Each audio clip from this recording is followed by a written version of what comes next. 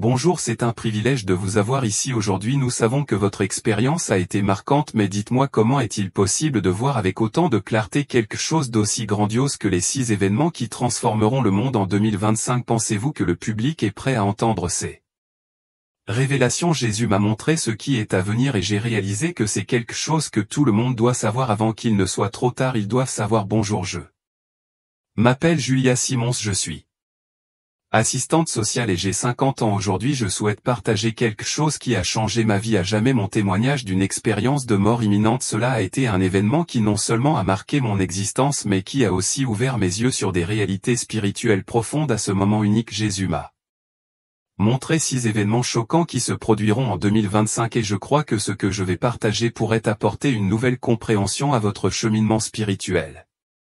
Tout a commencé le 20 mars 2021. Je me souviens comme si c'était hier. Ce jour-là, je me suis évanoui soudainement au travail. Mon cœur s'est arrêté à cause de plusieurs années de stress accumulé et de problèmes de santé que je n'avais cessé d'ignorer. Pendant longtemps, j'avais privilégié le travail, la frénésie du quotidien et les besoins des autres. Je n'avais jamais réalisé à quel point je négligeais ma propre santé. Ce qui s'est passé ensuite était à la fois effrayant et transformateur. La dernière chose dont je me souviens, c'est le son étouffé de mes collègues appelant les secours, la détresse dans leurs yeux, l'agitation autour de moi et puis le silence, une obscurité totale. Mais le silence n'a pas duré longtemps. Lorsque j'ai ouvert les yeux, si l'on peut dire, j'ai perçu quelque chose d'extraordinaire. J'étais hors de mon corps. Oui, c'était comme si je flottais, observant tout depuis le haut. Je pouvais voir l'équipe médicale essayant de me réanimer, agissant avec urgence, mais tout cela semblait lointain, presque sans importance. Il n'y avait ni peur ni panique. Au contraire, j'ai été envahi par une paix si profonde, si intense qu'il me manque encore des mots pour la décrire. C'est à ce moment-là que j'ai compris que j'avais franchi une limite. Je n'étais plus connecté au monde que je connaissais. Quelque chose en moi savait que je n'étais plus vivante, mais étrangement cela ne m'a pas causé de souffrance. Au lieu de cela, j'ai été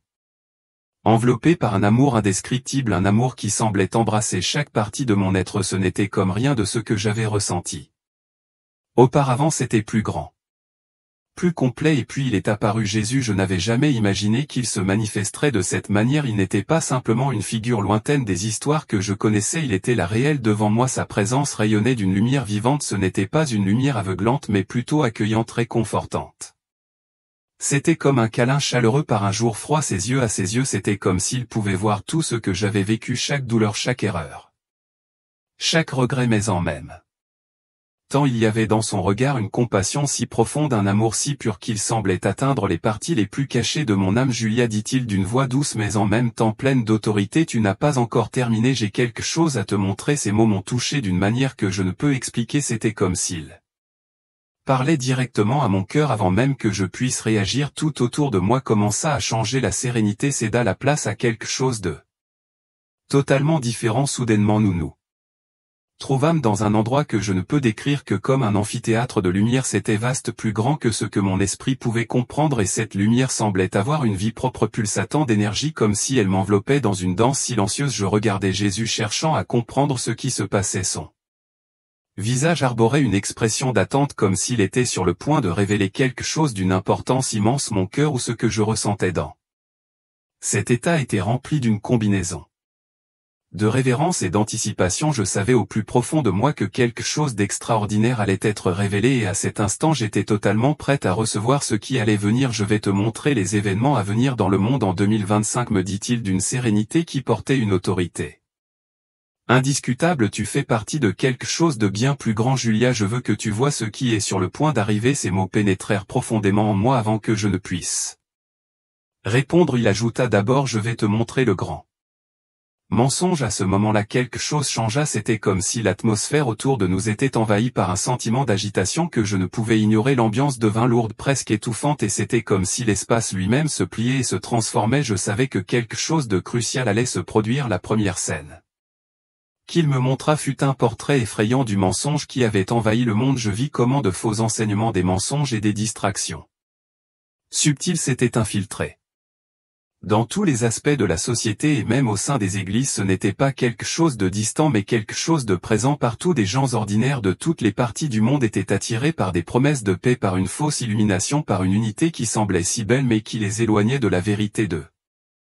Jésus-Christ le plus terrifiant était le pouvoir croissant de ses mensonges. Il n'était pas seulement présent, il gagnait en force et se répandait, convainquant des millions, peut-être des milliards de gens qu'ils étaient sur la bonne voie, mais en réalité ils étaient plongés dans l'obscurité. Beaucoup seront trompés dans les derniers jours, me dit Jésus avec une expression mêlant tristesse et fermeté. Au début cela sera subtil, presque imperceptible, mais cela grandira. Ceux qui ne seront pas enracinés dans ma parole en seront engloutis. J'ai vu des scènes qui m'ont profondément troublé, des personnes acceptant des philosophies de la nouvelle ère, croyant que tous les chemins mènent à Dieu. J'ai vu des mouvements spirituels exaltant l'auto-amélioration et l'humanisme comme des substituts aux vérités divines révélées dans les Écritures. C'était comme si un épais brouillard de confusion s'était abattu sur l'humanité. Plus les gens cherchaient des réponses, plus ils s'éloignaient de la véritable lumière. Quand il sembla que je ne pourrais plus supporter de voir cela, Jésus me dit doucement: regarde. Et alors tout changea en un clin d'œil. L'obscurité fut remplacée par une lumière si intense qu'il était impossible de ne pas être bouleversé par sa présence. Cette lumière n'éclairait pas seulement, elle semblait avoir une vie propre, remplissant tout autour d'elle. La scène était d'une beauté tellement extraordinaire que toute trace de ténèbres paraissait insignifiante. C'est là que je vis quelque chose de surprenant. De cette lumière, des personnes commencèrent à se lever. C'était un reste, ceux qui étaient restés fermes dans la vérité du Christ. Ils étaient sur le point de vivre une manifestation du Saint-Esprit si puissante qu'elle allait tout changer. C'était le grand réveil. Quand les ténèbres grandissent, ma lumière brille encore plus fort, dit Jésus avec une fermeté qui remplissait mon cœur d'espoir. La première scène de ce réveil se déroulait dans un bureau moderne de la Silicon Valley et je vis un jeune ingénieur en logiciel entouré d'écrans et de codes complexes. Il semblait absorbé dans son travail jusqu'à ce qu'il s'arrête soudainement, ses doigts suspendus au-dessus du clavier. Des larmes commencèrent à couler sur son visage. Il ne savait pas ce qui se passait, mais à cet instant il sentit. Il comprit simplement, il savait au fond de son âme, il comprit que ce à quoi il consacrait tant de sa vie, une intelligence artificielle conçue pour remplacer la spiritualité humaine, était profondément erronée. Et là, dans son bureau moderne entouré d'ordinateurs et d'écrans, il ne put contenir le poids de ce qu'il ressentait. Avec les larmes aux yeux, il tomba à genoux sans se soucier de sa carrière, sans penser à la réputation qu'il avait construite ou à ce que les autres pourraient dire. Il commença à louer Jésus de tout son cœur. Tandis que j'observais cette scène, Jésus se tourna vers moi, ses yeux toujours pleins de sens transmettaient quelque chose de plus. Puis la scène changea à nouveau et il parla avec clarté. Regarde, maintenant je me trouvais dans un auditorium universitaire. À l'avant, une professeure connue pour ses positions athées donnait un discours. Elle critiquait violemment les croyances religieuses, se moquait de l'idée de Dieu et riait de ceux qui osaient de croire. Mais alors quelque chose d'inattendu se produisit au milieu d'une phrase. Elle s'arrêta, ses mouvements se raidirent, ses mains commencèrent à trembler et un éclat de surprise illumina ses yeux. La salle fut plongée dans un silence absolu alors qu'elle saisissait fermement le pupitre comme si elle cherchait du soutien. Puis elle dit quelque chose que personne ne s'attendait à entendre. J'avais tort, sa voix tremblait pleine d'émotion. Je viens de trouver Jésus-Christ et tout ce que j'ai enseigné sur la religion étant une illusion. J'étais celle qui était dans l'illusion. Mon cœur sembla s'arrêter alors que je témoignais de cela. Ce n'était pas seulement ici, à travers le monde, des personnes de différents horizons et styles de vie vivaient ce réveil, des athées, des agnostiques, des gens qui n'avaient jamais envisagé la possibilité de Jésus le rencontrer maintenant de manière si réelle qu'il était impossible de nier. J'ai vu une mosquée au Moyen-Orient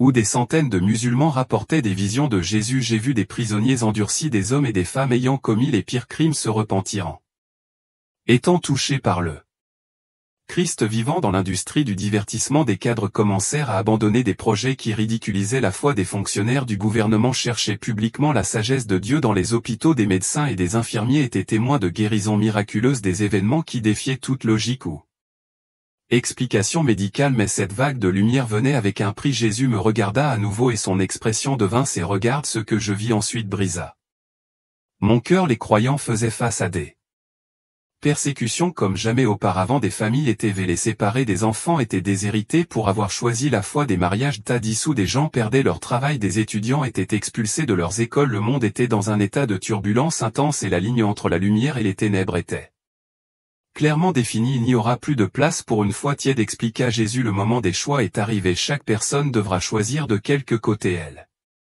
se trouve. Même au milieu du chaos, je vis Quelque chose de beau se réveille transcendait toutes les divisions humaines, peu importe l'âge, la culture, la classe sociale ou le niveau d'éducation, tous étaient touchés par cette expérience divine. Je vis des jeunes et des vieux, des riches et des pauvres transformés par cette rencontre avec le Christ. Ce n'était pas une unité superficielle, c'était une véritable connexion née de l'Esprit Saint. Quand il y a de l'humilité, dit Jésus fermement, mon esprit agit avec un pouvoir encore plus grand. Je vis des enfants et des adolescents se levaient comme des témoins puissants de Christ. Ils parlaient et agissaient avec une autorité spirituelle qui défiait l'opposition. Pourtant je vis les défis auxquels ils seraient confrontés, des persécutions à l'école, des jugements sur les réseaux sociaux et même des rejets au sein de leur propre famille. Et alors Jésus recommença à me parler. La voix de Jésus était pleine de compassion mais aussi de fermeté. Les jeunes qui resteront fidèles durant cette époque recevront une grâce spéciale, dit-il d'un ton qui semblait caresser l'âme. Ils feront face à des défis uniques mais ils marcheront avec une autorité que personne d'autre n'aura. Soudainement la scène changea. Maintenant je voyais des réunions d'églises souterraines dans des endroits où la persécution était la plus brutale. Les CR croyants se réunissaient là en secret, risquant souvent leur vie juste pour adorer. Mais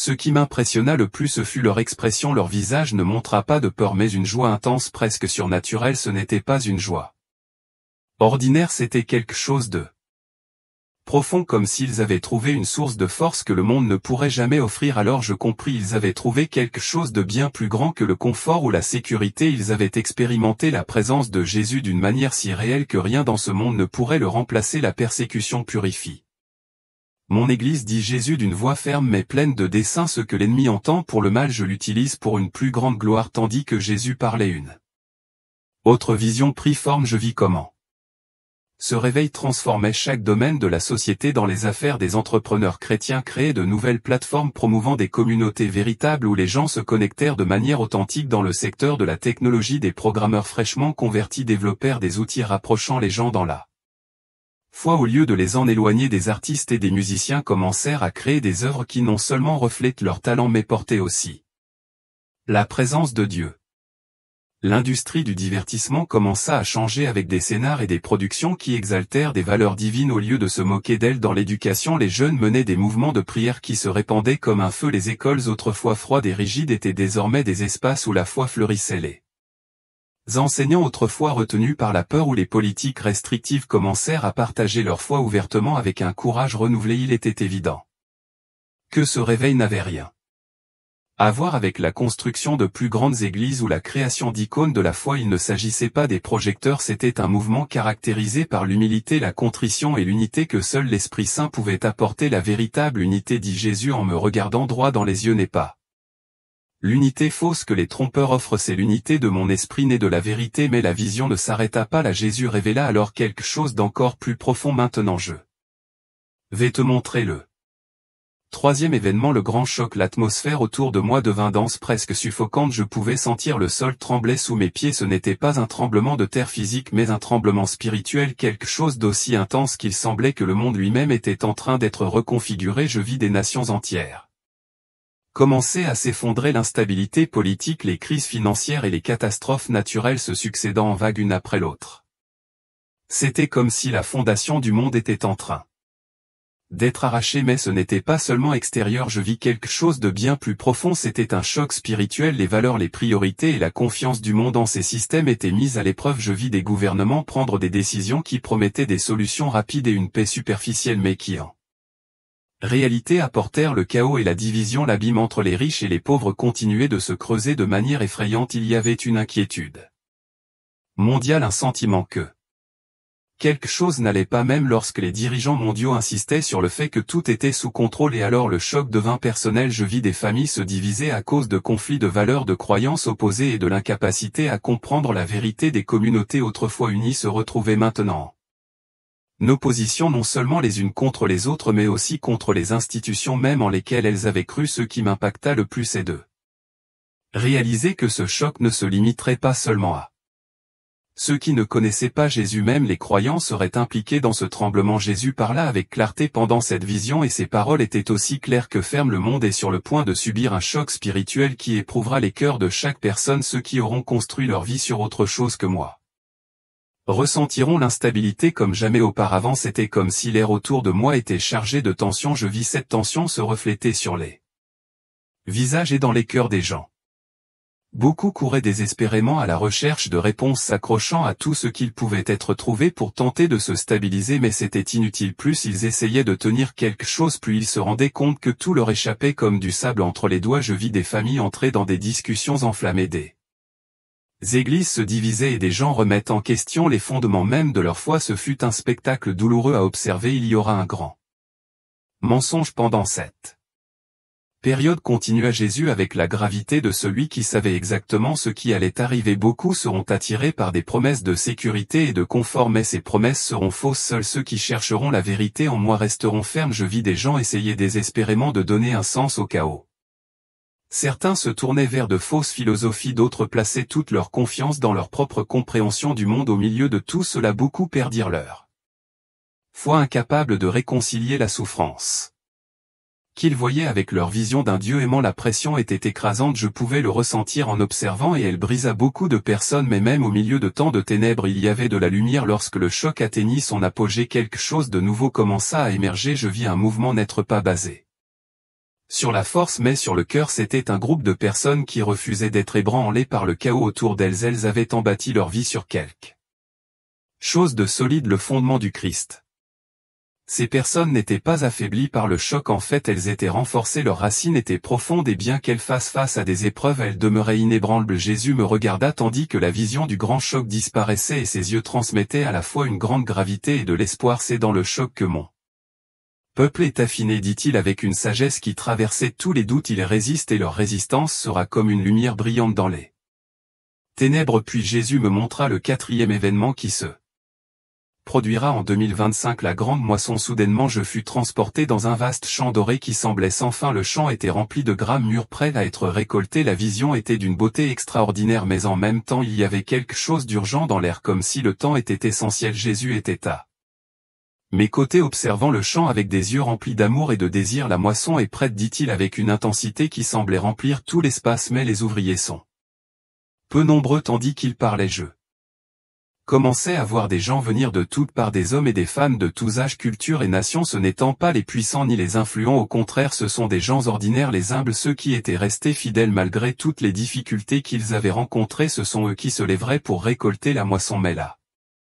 moisson ne consistait pas seulement en des âmes sauvées, bien que cela fût essentiel, c'était quelque chose de bien plus grand. C'était un mouvement mondial de réveil spirituel, un avivement qui se répandrait comme un feu atteignant même les recoins les plus éloignés de la terre. C'était un appel divin à quelque chose qui transcende tout ce que nous avons déjà vu. Je vis des missionnaires traversant des frontières, entrant dans des pays où le christianisme était interdit, apportant l'évangile à des personnes qui n'avaient jamais entendu parler de Jésus. C'était comme si ces gens attendaient ce moment depuis toute leur vie. Leur réaction était d'une joie pure, un éclat dans leurs yeux, débordant de une émotion indescriptible. Ils avaient enfin trouvé ce que leur cœur recherchait. C'est la grande moisson, dit Jésus avec une voix pleine d'espoir. Il y aura un temps de réveil avant la fin, un temps où des millions, peut-être même des milliards, connaîtront la vérité de mon amour. Mais la moisson viendrait avec des défis. Je vis des églises courageuses se lever pour diriger cette grande mission, mais je vis aussi des persécutions féroces surgir de tous côtés. Les gouvernements tenteraient de réprimer la liberté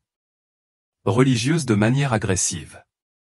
Des prédicateurs de l'Évangile seraient emprisonnés, incarcérés et même exécutés à cause de leur foi. Cependant, même face à cette opposition, l'Évangile ne pourrait pas être contenu. Il se répandait avec une force irrésistible comme un feu qu'aucune barrière ne pouvait arrêter. La grande moisson sera un temps de grande joie, continua Jésus, mais ce sera aussi un temps de grands coups. Ceux qui seront fidèles persévéreront et seront récompensés. Soudainement la scène changea à nouveau. Jésus me montra le cinquième événement, la grande séparation. C'était comme si je voyais le blé être séparé de l'ivraie par un feu purificateur. C'était un processus douloureux mais essentiel. Il commençait avec le grand choc et se poursuivait avec la grande moisson. À mesure que les gens entendaient l'Évangile, ils étaient confrontés à un choix difficile: rester ferme ou s'éloigner. La grande séparation était un test, un moment de révélation où les véritables disciples de Christ seraient à distinguer. Je vis des personnes qui auparavant faisaient partie de l'Église qui déclaraient leur foi en Christ mais qui tombaient. Elle était emportées par les vents de l'égarement, leur cœur endurci par les pressions et les tentations du monde. Certaines se tournaient vers de fausses idéologies, d'autres vers l'adoration de l'ego, et beaucoup abandonnés, sombrant dans un vide de désespoir. Le processus de séparation était intense, douloureux et défiant, mais totalement nécessaire. Tout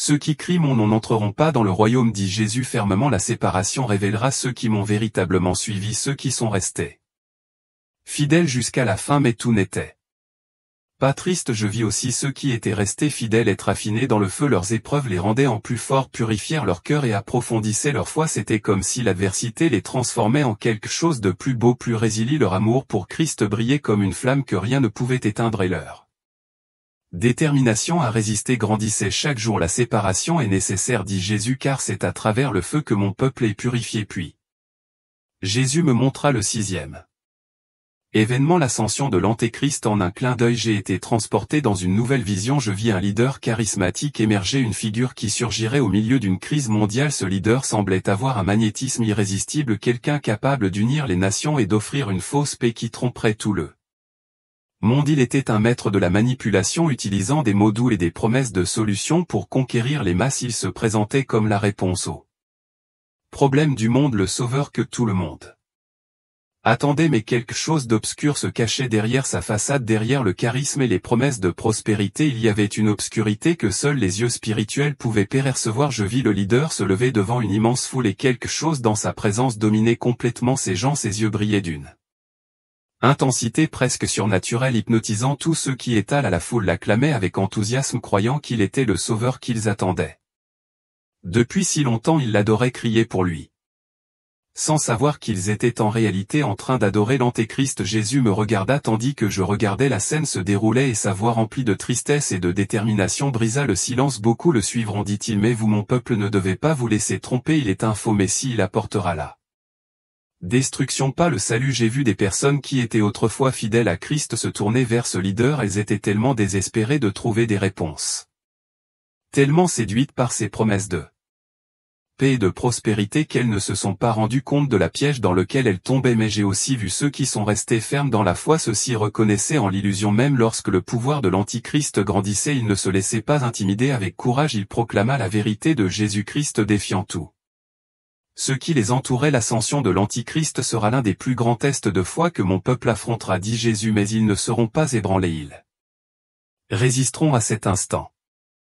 J'ai profondément compris que tout ce que Jésus m'avait montré, le grand mensonge, le tremblement, le réveil, la moisson, la séparation et maintenant l'ascension de l'Antichrist convergeaient vers ce moment crucial. Jésus revenait et rien, absolument rien ne pourrait empêcher sa victoire finale. Tandis que je restais dans la présence de Jésus, un sentiment de mission m'envahit. Les défis que le monde allait affronter en 2025 seraient gigantesques, mais je savais avec certitude que ceux qui restaient fidèles trouveraient des forces et un espoir inébranlable. Puis je fus soudainement ramené dans mon corps. La paix que j'avais vécue en sa présence resta avec moi, mais maintenant elle apportait un sens de mission que je n'avais jamais ressenti auparavant. Jésus m'avait montré ce qui allait arriver et m'avait rappelé que je n'étais pas seul. Lorsque j'ouvris les yeux, je me retrouvais dans la salle d'hôpital. L'environnement stérile et les odeurs fortes m'entourèrent, me ramenant à la réalité. Mon cœur qui était arrêté se remit à battre avec force.